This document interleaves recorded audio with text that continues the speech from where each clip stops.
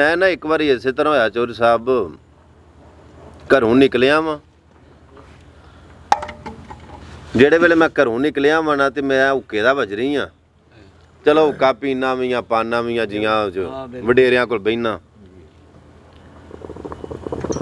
अगे मैं वेख्या कि कोई ना 10 घर जी बैठे ने हुक्का पा के ते हुक्का पे पींदे सन।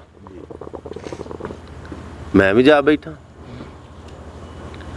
जिदों हुक्के दी वारी मेरे हल आई है तो मैं हुक्के दी वारी ला के देगा अगां टोर छड़ी। तो जेड़े बंदे कोल बैठे सन वो उठ के ना ते एवें ना थोड़ा जा दूर टुर गया। उत्थे जाके ते मैनूं आवाज़ मारे उस भी वैस अहमद, ते मैं इत्थों ना जियां दे विचों उठ के ते ओहदे कोल गया। वो परां नूं मूँह करके खलोता सी। मैं जाके ते ओहदे अग्गों आंदी खलो जाना।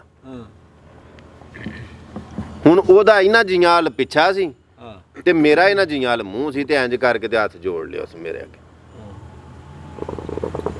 आखन लगा भी एक गल करनी है, जे गुस्सा ना करें। तो मैं बाबा जी हत्थ खोलो, पिछे जी बैठे।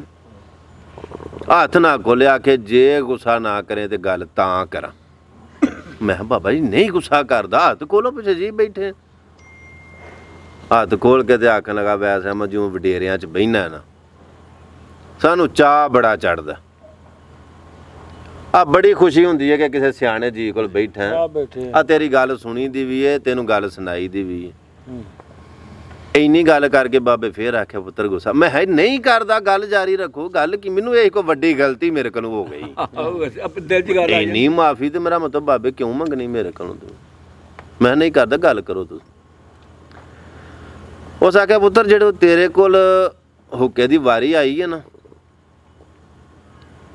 ते तू वारी लाई है नड़ी नूं मूँह ला के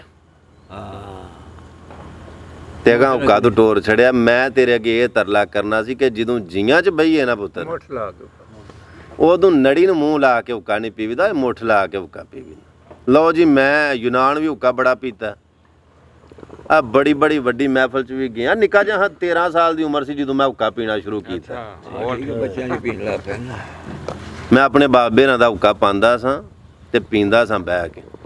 आ बाबे शरीफ दा धाना वाली पढ़दे सन ना स्कूल, तो बाबे शरीफ को बह जाना अपने अब्बे होरां दे फुੱफड़ दे कोल, क्योंकि साडे दादे होरी ते छेती होई फौत हो गया। तो अब्बे होरां दे फुੱफड़ साडे दादा जी लगे ना, ते बह के उन्हां दा हुक्का पाना, उत्थे नाले डेरे बहना। हुण मैनू इस गल दा नहीं सी पता, बड़े मुल्क भी फेर आया, बड़ियां महफलां भी बहनियां करनियां, इस गल दा मैनू नहीं सी पता। हुण तुसीं सियाणे दाने प्रधाने जी बैठे हो, तुसीं दसो भी मैनू उस बाबे दी गल दा गुस्सा करना चाहिए कि शुक्रिया अदा करना चाहिए? वो बंदियां च बहन दा जेड़ा वल दसे, चज दसे, बाबा जी ओहदा शुक्रिया। हुण ये गल जिहड़ी है भाई परवेज, ये बालां च बह के मैनू सारी जिंदगी नहीं सी लभनी।